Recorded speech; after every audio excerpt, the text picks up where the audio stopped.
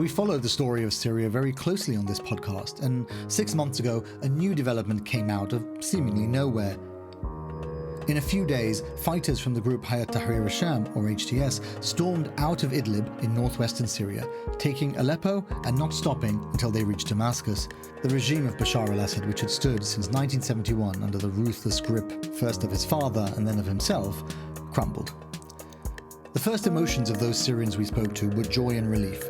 Having said that, no one imagined that what would come next would be easy. I'd love to tell you that this week's episode of the podcast is a lesson in how to rebuild a country after years of war. But that's not where we are. Not yet, at least. In the past few weeks, a new challenge has shaken previous assumptions about what the trajectory of this new Syria might be. In July, long-simmering tensions between the Bedouin and Druze communities in the south of Syria erupted into terrible violence after the kidnap of a Druze man by members of the Sunni Bedouin community. Hundreds were subsequently killed in some of the worst violence against civilians since the civil war, with whole families killed and lasting damage done to Syria's post-conflict settlement. The situation was worsened by the sudden decision of Israel to bomb its neighbour, striking targets across Syria, including the Ministry of Defence, in the heart of Damascus, adding fuel to the existing flames and further driving a wedge between the Druze community it claimed to be defending and the rest of Syrian society. This has created new concerns in Syria about the ability of the state to protect Syria's diverse ethnic and religious groups, but also about whether Syria might become a further chessboard for Israeli expansion. This week, I brought onto the podcast two Syrian writers who have visited their home country several times since the fall of Assad. I wanted to discuss with them the changes they have seen inside Syria since the change in government and whether the violence in Sweida marks a turning point in their country's recent history. Robin Yassin-Kassab is the author of the novel The Road From Damascus and co-author of Burning Country, Syrians in Revolution and War. He's also a regular contributor to the magazine and joined us from Damascus. Zaina Erhaim is a journalist and media trainer who hails from Idlib, the city that HTS called their capital for so many years. She joined us from London. I think what you'll hear are very different perspectives from our two guests about the meaning of the Sweida clashes and also the direction of travel of the new government. And I think that reflects a real sense of uncertainty about what is happening within the country and what it might mean. In my conversations with Syrians, one theme that has come up again and again since the fall of Assad was the immense optimism at what that fall could represent and what Syria could be again. And it feels to me as if the conflict in the south and the involvement of Israel has shaken the belief that things will inevitably get better, and soon. In my initial conversation with Robin, you can hear him recount the frustration of ordinary people at the pace and the promise of change. I'm Faisal Al Yafai. Here's this week's episode of The Lead. Robin, hello. Hello. You're on the ground in Syria now, but tell me how it compares now to your last visit. Well, I was last here at the end of Ramadan and Eid, so I was last here in March and April, and I'm not sure how much of this is me and how much of this is the general public here in Syria, but last time there was a lot of euphoria. Last time there was a great sense of, thank God 14 years of war is over. Thank God the old regime, after more than 5 decades, has finally collapsed. Thank God the new authorities have behaved in a much more intelligent way than people expected they might. And there was a great deal of enthusiasm, a great deal of optimism. This time, I think the optimism is wearing thin. There are signs of desperation. Things are not improving, or not improving as quickly as people had hoped. The electricity situation, for example, in Damascus is a little bit better than it was, but not much. The economic situation, people tell me, is just as bad, if not worse. And of course, there's recently been terrible violence in Sweida. There's been a lot of Israeli bombing, including right in the center of the city. There's a lot of anger about that. There's a lot of it's quite a febrile, tense atmosphere, and people are really quite worried about what's coming. Some people are more worried than others, of course, but we can go into that later. When you say that the signs of unhappiness and disquiet are around you, what specifically are you thinking of? Are you noticing quite a lot of poverty? Obviously, I imagine there's not that many protests. How are you kind of taking the pulse of what's happening in the capital? Well, there are protests. I mean, during the fighting in Sweida, there were quite a lot of protests, most of them in support of the government, in support of the Bedouin tribes, and against Israel, against the Israeli bombing. There's a lot of, as far as I can see, spontaneous protests in Damascus and beyond Damascus about that. There was also a protest which I joined. It was more of a sit-in than a protest in front of the Mejlis al-Shab, the kind of parliament building, with about 50 people, activists, holding up signs saying it's haram, or it's forbidden for a Syrian to spill Syrian blood, which I thought was quite an uncontroversial statement. They were calling for the problems in Sweida and everywhere in Syria to be solved by diplomacy and dialogue and not through violence. And they were calling for a ceasefire everywhere in Syria. And unfortunately, that protest ended in violence because a group of about 20 men, it seemed to be an organized group. They were in plain clothes, but they were all carrying the same stick, the same type of baton. They all arrived and started beating people. They grabbed somebody's phone who was filming them and smashed it on the ground. And then they started shouting a slogan, which is that the Prophet Muhammad is their leader forever. So it was an Islamist group. And there was a member of the general security in uniform nearby who did nothing to stop that. And when passers-by complained that he wasn't stopping the violence, he then started shouting that the demonstrators were Zionists, and because they were supposedly supporting the Hijri militia who has allied itself in a way with Israel in the south, which I don't think they were doing at all. So that's an example of the febrile atmosphere. And then, of course, everybody I meet, I just ask them, what do you think of the situation? And most people then launch into complaints. We thought things would be better by now, but the economic situation is terrible. Nothing is improving. They say that the sanctions were going to be lifted, but now they've been extended. There's been a lot of talk about investment in the country, but we haven't seen any change. So there's a lot of disquiet. It feels like a hot, chaotic, and rather angry place at the moment. You say part of this in one of the essays you wrote for us, which actually seems very prescient now. You wrote that it isn't difficult to see how the situation could spin out of control, or how an actor, foreign or domestic, intent on making the new Syria fail could push it in that direction. That feels quite prescient now, given what we're seeing in the south of the country, given that the Israeli attacks seem intent on making the new Syria fail. From your perspective on the ground, how does it feel in terms of the civil conflict? Do you think that is escalating, or do you think it is just one part of this febrile mix of economic, political, foreign difficulties? I do think it's escalating. I don't think Syria has yet failed. I think there is still hope. And I think, of course, most Syrians want it to succeed, and they're ready to bring back the enthusiasm if there's reason for it. But I also feel there's a great deal of sectarianism here, which I suppose is to be expected after decades of a sectarianizing regime which has used divide and rule as its main strategy, setting different sects and ethnicities and regions and tribes and families against each other, and against 14 terribly violent years of war, and which became in some way or other a sectarian war. It didn't start like that. It started as the regime against the people who were asking for democracy and civil and human rights. But it did sectarianize, specifically because the regime brought in Iran, and Iran brought in Shia militias from all over the world, from Pakistan and Afghanistan and Lebanon and Iraq, to fight the Syrian people. And then Sunni identity organizations like ISIS joined the fray.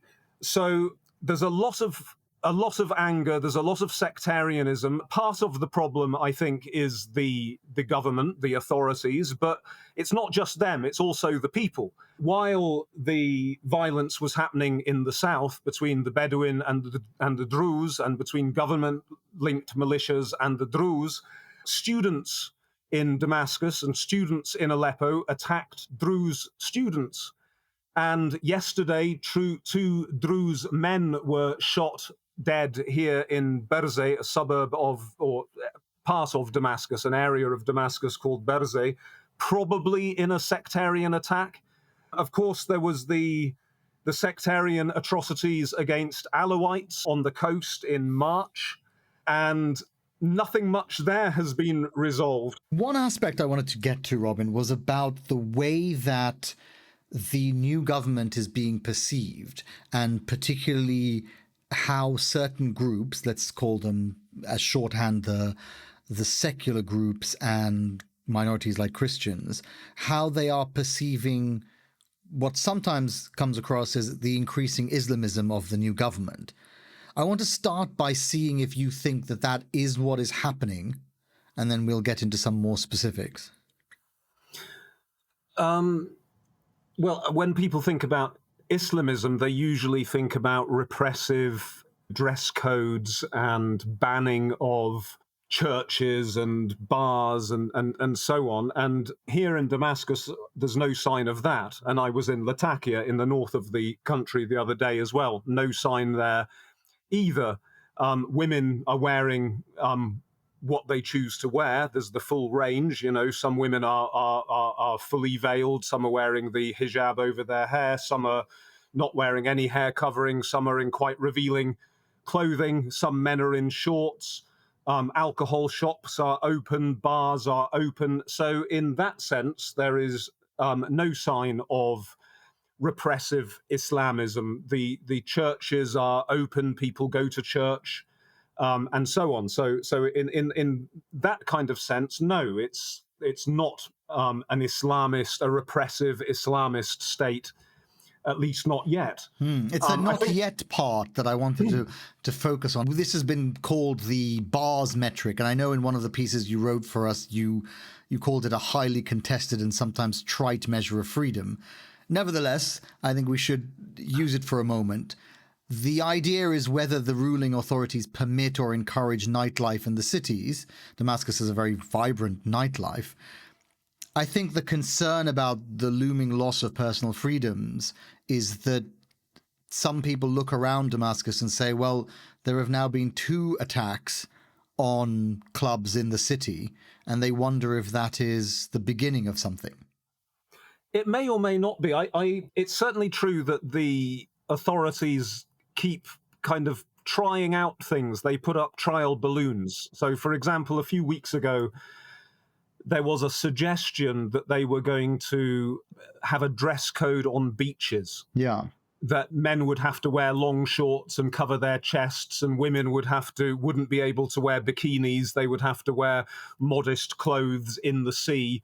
And then they said, but we won't apply this to 5-star hotels. Yeah. And, beaches attached to 5-star hotels. And then there was quite a lot of complaint, especially on social media. There was quite a big reaction to that. And people were saying, why is it that the rich who go to 5-star hotels should be allowed to wear bikinis, but poorer people who can't go to these hotels, who might choose to wear bikinis or shorts, are not allowed to?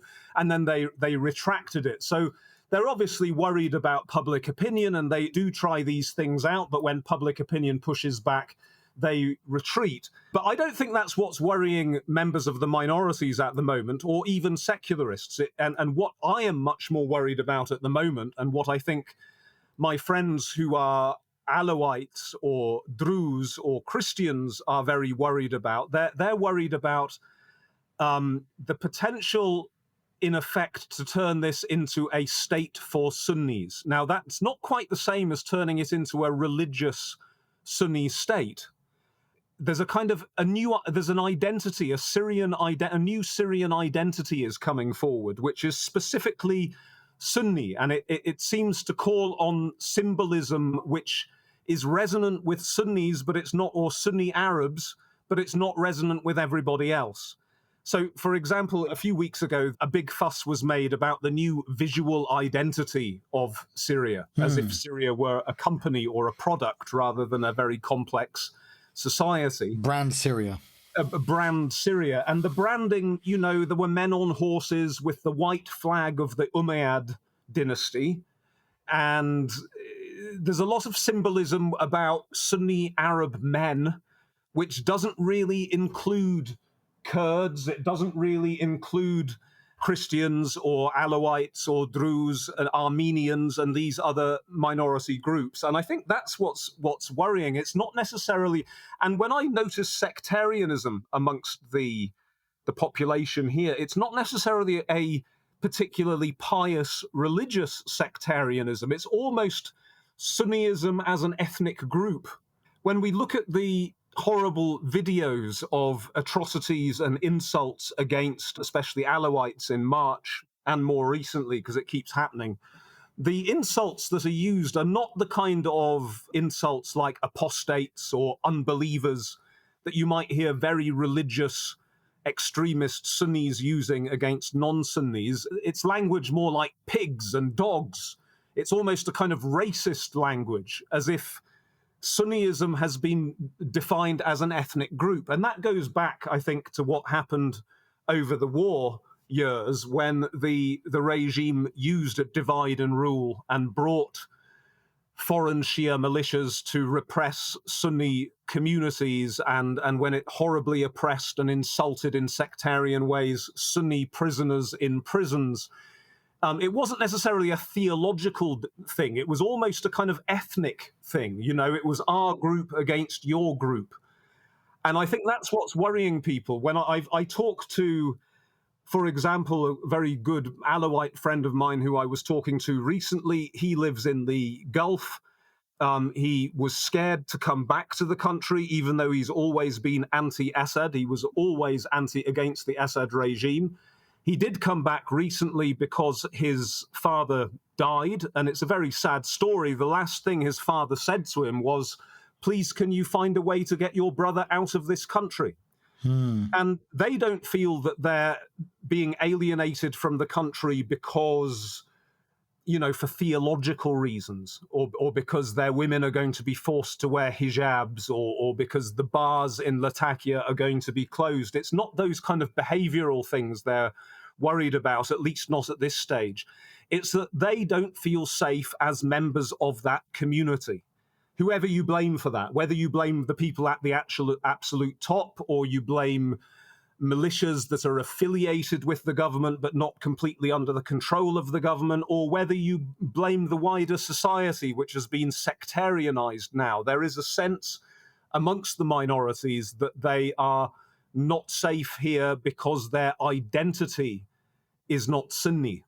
And Sunnis who don't necessarily, you know, Sunni women who don't necessarily wear hijab, and Sunni men who might have the odd beer and don't go to the mosque and don't say their prayers, they feel more comfortable in this country at the moment than members of minorities. So it's not about piety, it's not about theology, it's not about kind of behavioral codes, it's about the splits in society between different communities. Yeah, both of us are fortunate enough to know Syria quite well, but Syria has always been a mosaic of different faith groups, different ethnic groups, and there's certainly the best version of Syria is this pluralistic Syrian identity.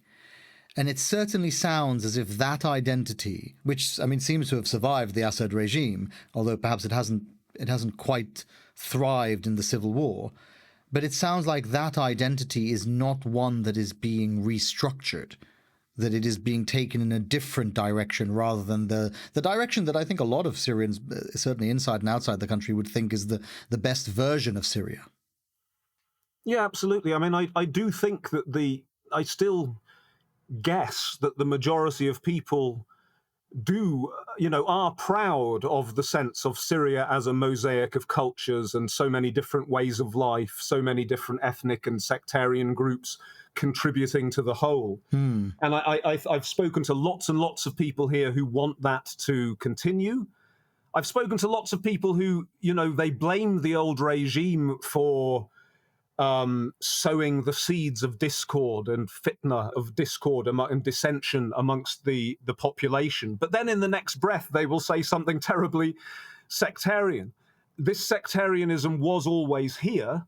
And as I say, it was exacerbated by the old regime. The old regime played on these fears and resentments between people. And at the moment, it's got worse. And we've got the problem as well that there are a lot of people, and a lot of the people who at the moment are in the security forces, who are on the streets with guns, are people who grew up in camps. I visited these camps. I visited, for example, the Atme camp on the border in Idlib, right on the border with Turkey. And the people living in tents in that camp were all Sunni Muslims. They'd all been driven from their homes by regime violence and by Russian violence and by the violence of foreign Shia militias. And they grew up in environments where they never saw a Christian or an Alawite or a Druze or an Armenian. So they didn't grow up in this multicultural Syria that you and I love. They grew up in a very, very different environment. And these are the guys that have inherited power. I mean, I don't think actually anybody's in control in this country. I don't think anybody's in absolute power. Right. Nobody really is in charge. But as much as they're in power because they're on the street with guns and they're at the checkpoints, a lot of these people are, as I say, from a monoculture. They're from an angry, deprived, traumatized Sunni Muslim culture, which has not participated in this mosaic that you and I love. I think the reason that it concerns me is because you naturally try to look for parallels of this transitional period, and one of the parallels is the transition of Egypt after the fall of Mubarak. And one of the things that happened during the Morsi years was that a lot of again, let's say it in a generalized way, the secular Egyptians and the Christians felt that some of the things that the Morsi government was doing or indicating might mean that further down the line they might feel that their freedoms had been impinged. And the political consequence of that was that when the Sisi coup came along, a lot of the people who had supported the revolution supported the coup, shockingly. And they did so because they said, well, we're not going to wait until there is this loss of personal freedoms and those personal freedoms are taken from us forever. We're going to support the guy or whoever it is saying that we'll protect those personal freedoms, even if it's the cost of a return to authoritarianism. So you can imagine a scenario, and I'm not saying that this is going to be the scenario, but if that feeling exists in the society, you can imagine a scenario where the remnants of the old regime reassert itself with a figurehead saying, hey, I've turned up just to make sure that the minorities survive in this pluralistic society. And a lot of people say, yep. I honestly don't think that can happen here. I think the situation in Egypt was totally different because in Egypt, the real regime was never defeated. The deep state, if you want to use that contentious expression, was never destroyed. Yeah. The military regime persisted. What happened was that the body of the regime decided to sacrifice the head, which was the Mubarak family. They got rid of President Hosni Mubarak and his sons and his hangers-on as a kind of tactical or maybe strategic move, which was very successful. For a while, that satisfied the people, and then they waited until the people were worried about what came next, and Morsi made mistakes, and the economic situation was very bad, and you can also argue that the Saudis and the UAE and so on contributed to the economic situation being bad. And then the military regime came back under General Sisi. And I don't think the same thing could happen here. I don't think it's possible. I think that in Syria, it took 14 years for the Assad regime to slowly hollow out. And in the end, there was nothing left. It totally and completely collapsed. Yeah. I wanted to ask you about the situation where you were attacked by a group of Druze, or you were almost attacked by a group of Druze. Yeah. Well, no, I was attacked by the it depends which attack you mean. I was part of a. Well, how many attacks? I understood there were how many attacks were there? They're going on all the time. I don't know. It's my luck. For the audience, I need to understand. Is this a Syria problem or a Robin problem? It's probably a Robin problem. But I've been in two tight situations recently. The first one was not even in Syria. It was very close to the Syrian border. I flew into Beirut airport in Lebanon, and then I had arranged to meet a taxi driver there who took me to Damascus. And just as we were approaching the Lebanese-Syrian border, a Lebanese soldier ran up to the car and shouted, "You've got Syrian number plates, turn round, they're attacking Syrian cars." Wow. And then we saw a group of Lebanese Druze protesters with, the Druze flag and so on, very angry, rushing towards us. And they were obviously enraged, I suppose understandably, by the attacks on the Druze community in Sweida, in the south of Syria. Right. And they were taking it out on anybody who appeared to be Syrian, and they were attacking cars with Syrian number plates. I know that day there were Syrian civilians in Beirut who were attacked by Druze mobs. And anyway, luckily the taxi driver really knew what he was doing. He suddenly swerved, and then he took another route. And then we stopped a bit later where there was a group of Syrian taxi drivers who all were exchanging notes about which was the safe route to go, where we could avoid Druze mobs who were attacking Syrians.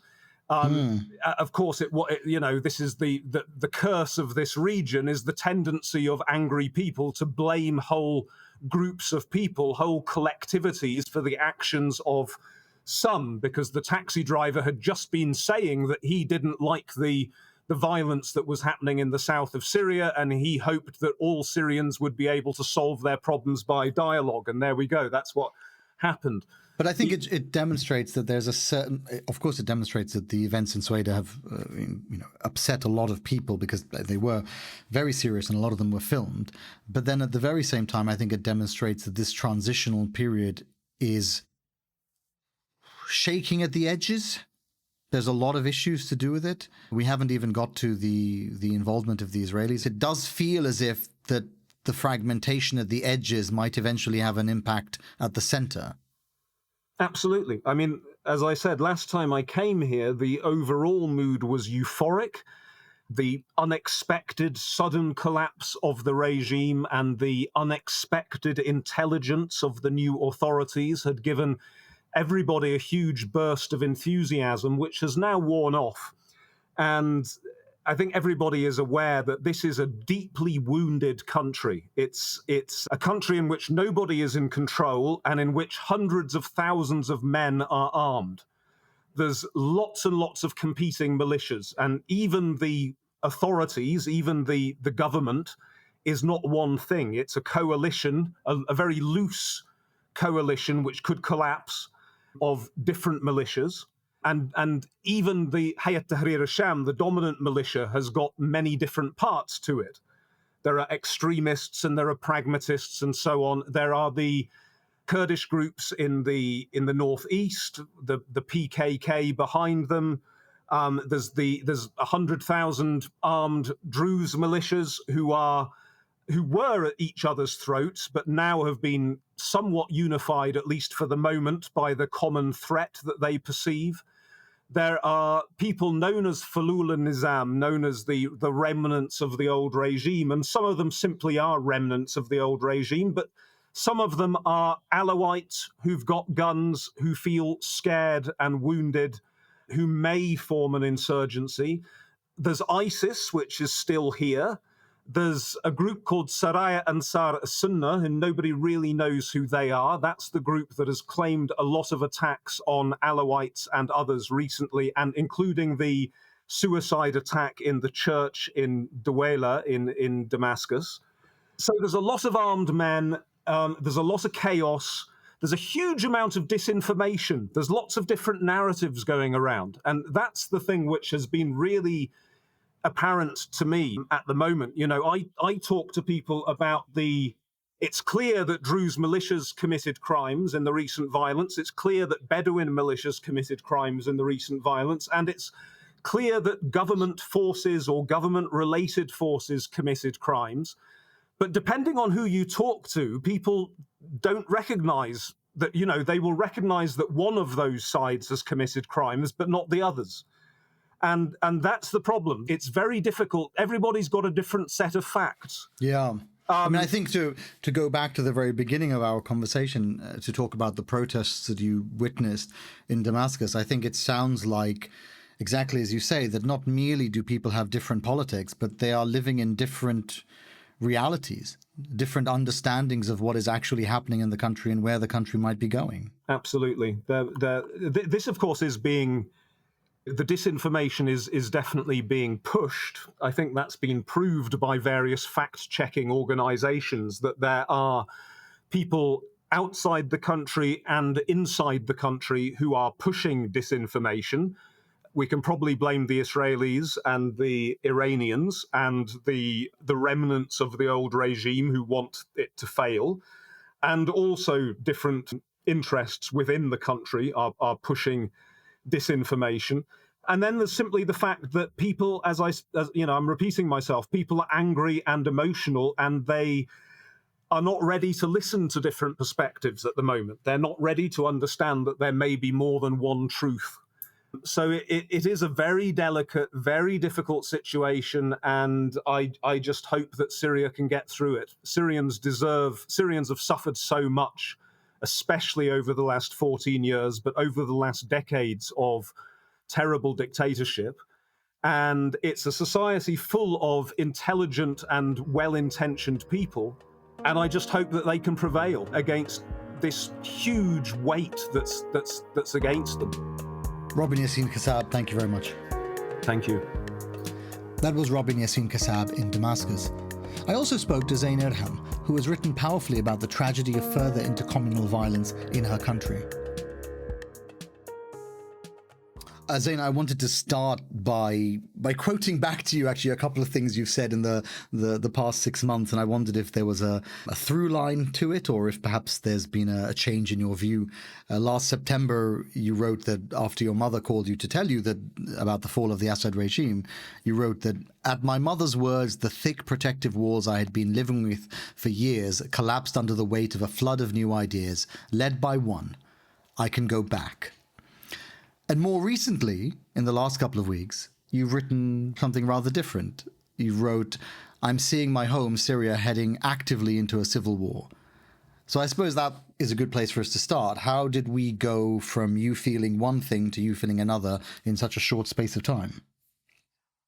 So I don't see these two quotes are different. I think they're the same. Since the fall of the regime, for the first time in at least 9 years, I felt that I want to be back. I want to be engaged back. And I really forgot about what it was, because I was keeping myself away against my will. Like mentally, professionally, I started working on all the region countries but Syria. And then suddenly I went back physically, mentally, and professionally. And being completely back and falling in love with that very toxic country again, and seeing it heading to a civil war I wasn't expecting that it can hurt us as much again, but it is. But I don't think so far I'm kind of disencouraged. I feel that there are plenty of things that we can do and I can do. And there is a space until now to do this, whether like offline or online. But you still feel that there is a possibility that Syria is heading towards a civil war? Another civil war? I mean, the kind of hate, the kind of disconnection, the kind of alienation that I'm seeing on social media, and even when speaking with people inside, people are not just not speaking with each other, but the stereotypes, the borders that they have been building and the regime was building for the 14 years is now being pretty much seen. So if these are not broken, I think, yes. I mean, we're seeing an incident of a sectarian killing every single day. We're seeing people like encouraging and advocating to massacre others just for having a different sect or opinion. You're not talking just about the recent violence between the Druze and the Bedouin in Sweida. You're talking more broadly across the country.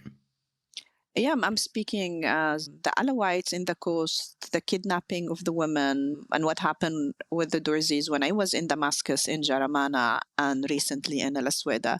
But what really worries me is that I've seen this trend again when you dehumanize people and how that can lead to literally neighbors killing each other.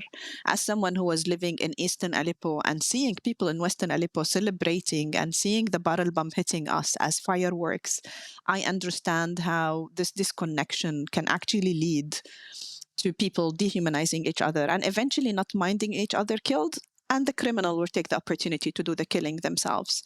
So I am pretty much worried. I am very much scared. And that's why I feel pretty much responsible to be there, because I happen to be from those unique ones who lived the different stages of the wars from different sides.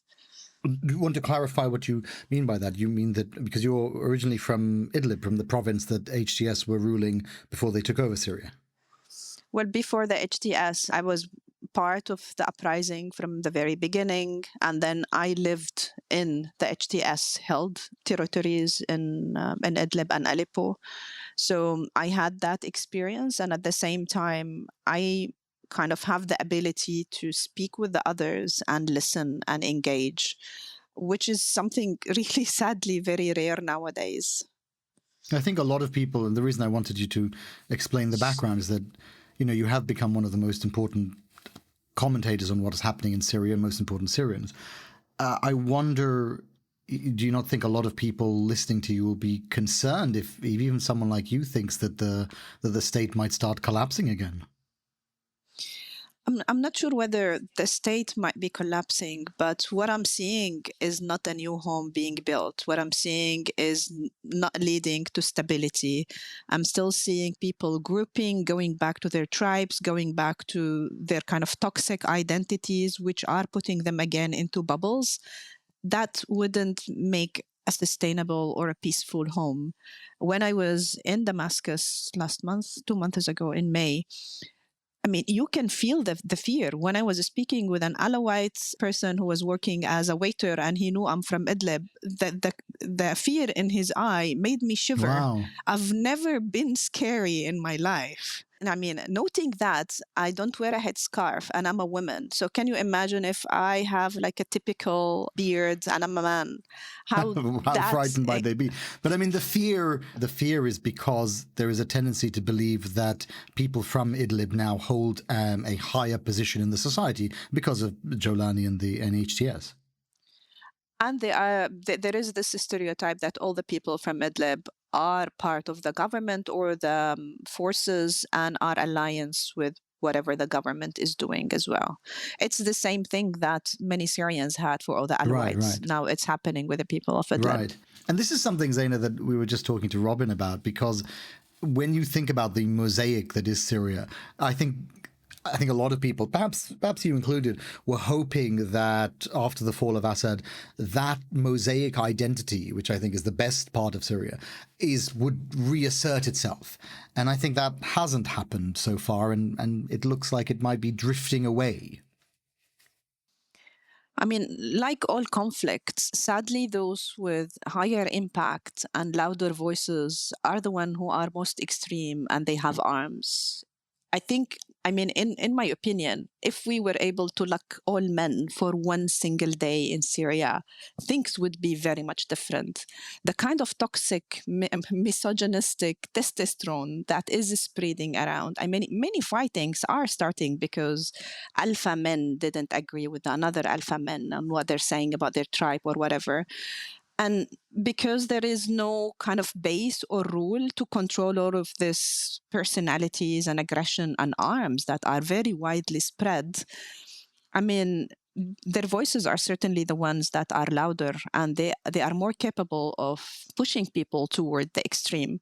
But there are many civil initiatives. I mean, I'm astonished by the initiatives that are being led by the mothers of the martyrs and those of the families who were disappeared in prisons, that until now they're advocating for peace, they're advocating for dialogue, while the men who were like 15 or 14 when the uprising started are now saying, no, we're going to eliminate everyone. They were all against us. And I think the kind of role of the government or the authorities to give the others the main platform to do their work is not happening. And if they don't get that platform, we will only be hearing from those extremists who are eventually capable of leading us to hell again. How much of this do you think is about gender, and how worried about it are you? I know that you've written extensively about gender. It's something you think a lot about. You wrote recently in one of your tweets that if you remove men from the pictures of news and events and meetings happening in and around Syria, so it's not just a criticism of Syria, it's to some degree a criticism of the wider civil society that has now surrounded it for the last few years, you would only have blank frames with titles. Sadly, this is a fact. It's not an exaggeration. This is a fact. And I am worried because I think women were raised and kind of educated to be able more to listen and to engage. And we're seeing this. I mean, the mother of Hazem Matar is a great example about this. She lost 3 kids. One of them is our sample of peaceful uprising. And until now, she's been speaking against the attacks on Sweida and on the Druze and challenging everyone. She was even accused of being pro-regime by some of the thugs who like literally were born yesterday.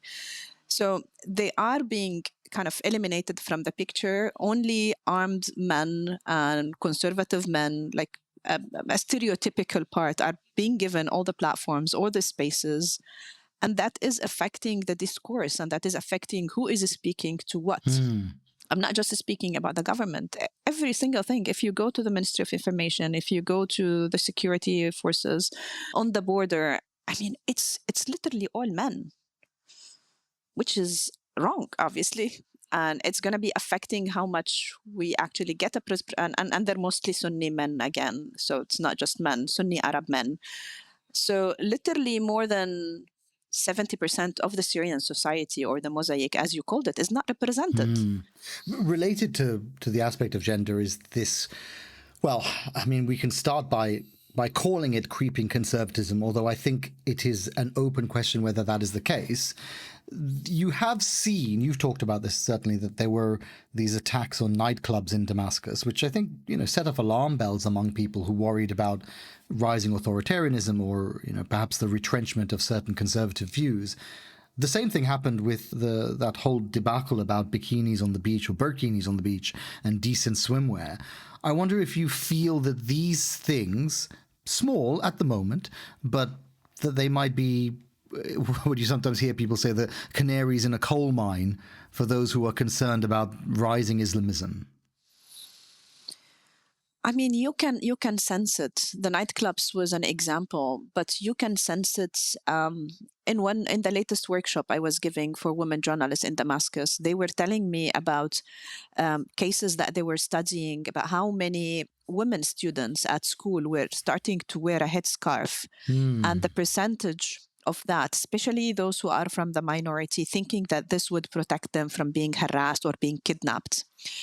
And even today in this, in a WhatsApp group for women journalists as well, they were speaking about how they are being discriminated against compared to the other women journalists who are from particular backgrounds or who are wearing a headscarf or a coat.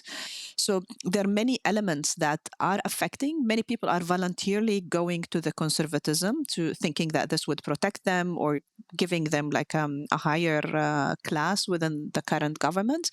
But others are scared, and I don't blame them. It is scary. How much of this do you think is related to the belief that there is a lack of stability in the country? I mean, the Sweida example, which I think is really a kind of a pivotal moment, I think, for Syria, not merely because of the fighting between groups and the involvement of the regime, but of course because of the involvement of foreign countries, in particular Israel.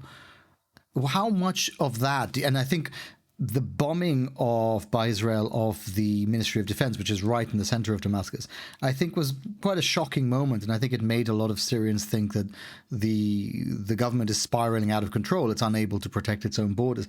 How much do you think the last period of these clashes and these attacks has made people feel that things aren't as safe or as stable as they thought they might be? On a much more smaller level in terms of policing, in terms of being able to go to a police station and report something. I mean, we didn't have that culture during the regime's time, but it's not gained again. So there is this sense of like, if your car is stolen, it's stolen. I mean, I've seen lots of people who just cannot do anything about it. There's certainly no insurance and they don't trust the police would be able to do it. So even on that level of the security of your house, how many people have had this installed this new iron doors on their buildings? Oh, yeah. So, and we've seen a couple of incidents where especially the gold sellers are like leaving because they're too scared that their shops might be stolen and there is nothing to be done. So the kind of trust in the security and the ability of the current government to handle the security situation is not great. But what is scary about what happened in Sweida is that, I mean, I don't understand it until now, really. I was in Sweida in my last trip. I went also to meet journalists there. And the kind of discourse that they were speaking, it was very much similar to what I was hearing in Eastern Aleppo. They were speaking about different militias controlling them and the fightings, and they were mostly like, we need stability, we need disarmament. And now those same journalists are saying, we are being pushed to be with the most extreme militias in our sect because of the actions of the governments. And many of them were being pushed to say, we want to be saved even by that colonial genocidal entity. So, and why did all of that happen? I don't think anyone knows. And sadly, it's been taken as a justification or accusing everyone who is from Sweida as being pro-Israel, which is certainly not the case. Are you concerned then that, I mean, the first thing I think is worth talking about is the change that you were just describing in Damascus. So you were suggesting that if someone had their car stolen, for example, they just wouldn't bother reporting it. It's just gone now, and you just have to figure out a way to carry on. I mean, when I was going to Sweida, we had a car accident. And it was funny because my Apple Watch started saying, we need to call the emergency. And I was like, what emergency? There is literally no one or nothing to be called. And at that particular moment, and this was before the recent events, my friend, who is a journalist as well, he said, I wish the man who drove on us and who crashed us is from Sweida as well, so things wouldn't escalate. So you can feel it. It was coming. And I heard so many cases about people actually catching a people who is trying to steal their car, handing him over to the armed group in their area, and then seeing him the second day out. And when they question them, why did you let him out? They would say, like, what we're going to be doing with him. How confident then do you feel about the future? Because I think if we're trying to take a step back from the personality of the president and just say, well, okay, this person is in a very difficult position because you've got foreign interference, you've got domestic squabbles, you've got the remnants of the regime attacking and so on. How confident are you that the government can weather these storms and can find a way through it? Or do you feel that it just might very easily get out of control and you might end up in a difficult situation again? I mean, before Sweida, my hopes were certainly higher. I'm very much scared. I think they're losing more and more opportunities. Yesterday, there was a podcast with a person, an intellectual from Sweida. He was saying, we need to protect the government from themselves to be able to hold our country together. What do you mean by you were concerned after Sweida? What happened in Sweida? Do you mean the involvement of the government in Sweida? What was it that made you think this is a pivotal moment where I wonder if we can trust the government? I mean, the attack, the involvement, the kind of narrative that was being built around it, the releases, the governmental releases that they were speaking about the events, alienating Durzis as Durzis instead of Syrians, it was all very obviously discriminative and pushing them away in my communication perspective. So even the way that the Syrian state media handled the events, we've seen lots of repetition of the same exact terms that was used by the regime. زعزعة الأمن العام and الانضواء تحت سيادة الدولة, like being part of the state sovereignty or like risking the security of the country. It's the exact terms that the regime used to be using against us was being used against the people of Sweida. And you feel that this was an opportunity. This was the first major test of internal trouble since Sharaa and the others came to power. And you feel that this was the test whereby you could see how the state would talk about groups that were rivaling it, and whether they would say those groups are outside of the state and therefore we can attack them, or whether they would say, look, this is an internal problem. We're all Syrians. It's a policing problem. It's not a sectarian issue. I mean, I think the first test was in the coast, but in the coast, they were regime forces, remittance, who did the attacks. Right. In Sweida, that didn't happen. Right. Well, that's why I said Sweida is the first test, because in Latakia, it felt as if there was an explanation that the state could make to the public. Exactly. And the amount of violations that are recorded and documented about what the forces that are aligned or part of the Interior Ministry that were committed. And many of them were like our comrades, were pretty active parts of the uprising, of all the movements against the regime. And they're suddenly reporting that their homes are stolen or burned down. I don't know anyone who didn't lose a family member in Al Sweida who has been executed or killed. So I literally was not beyond depressed. I felt like the same massacre of the chemical massacre attack affected me in 2013. It's the same. The scale, the anger, the hate, the discourse, the hate speech that was spreading, and the misinformation trying to discredit all of these crimes until videos were shown. And the most sad part was seeing those revolutionary media activists who has been witnessing all of these crimes being committed against them, suddenly standing with these crimes because they are committed by the part that they support. I mean, that for me was the ultimate letdown. Actually, I wanted to end by asking you a bit about the revolution. You were one of the faces of the revolution, I think it's safe to say. Where do you think now, with the collapse of the Assad regime, where do you think that, can we even speak of there being the revolution, the revolutionary spirit? Can we still talk about that? You're going to make me cry now.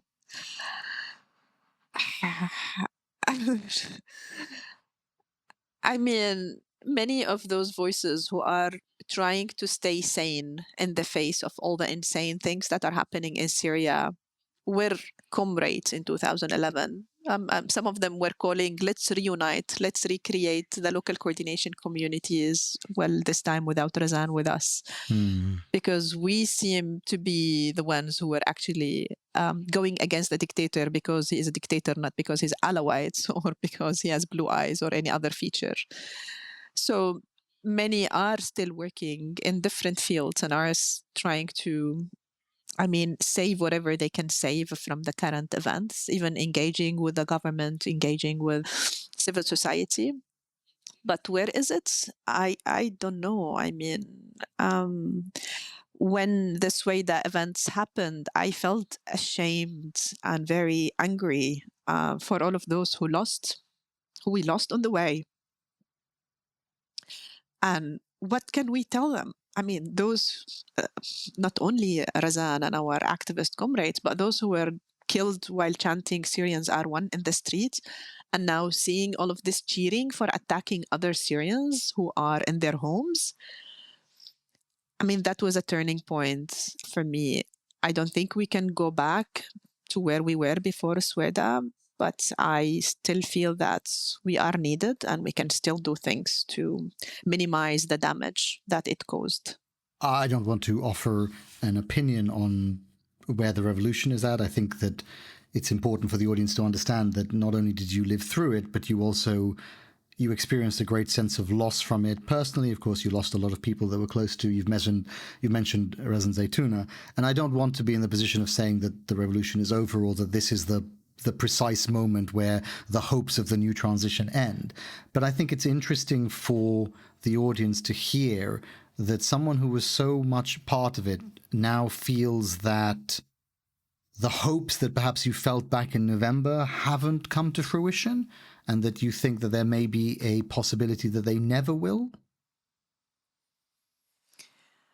I mean, I wasn't that much hopeful in November. I was optimistic that there is a space for work, and I still believe there is a space for work, but we're losing more and more comrades to be engaging with Alawites and Derzis, and civil initiatives now needs more thinking and security concerns. So the spaces are shrinking, but they're still there. But eventually I was one of the few who were able to live among this different sectarian and Islamist jihadist group. And I wasn't expecting them to bring a much more better state than what we have now. So I'm not that surprised, but I'm saddened that I thought we're the majority now as Syrians who want peace and coexistence. It seems we're not. Zaina Erhaim, thank you very much. Thank you, Faisal. Thank you all. You've been listening to The Lead from New Lines magazine. This week's episode was produced by Finbar Anderson and hosted by me, Faisal Al Yafai. For more like this, subscribe to The Lead on your favorite podcast app or visit our website, newlinesmag.com.